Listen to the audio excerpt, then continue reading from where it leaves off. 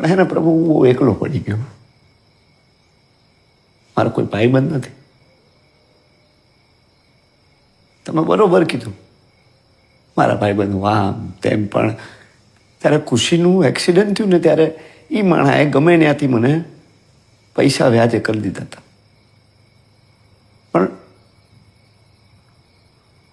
પ્રભુ એને મારા કોઈ ભાઈબંધ નથી.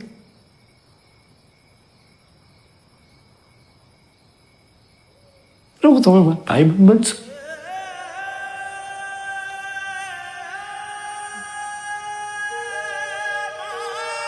લાલા, હું તારી અંદર જ છું, એટલે જ આવ્યા છું તારી હારે. તમે રહો ને એટલે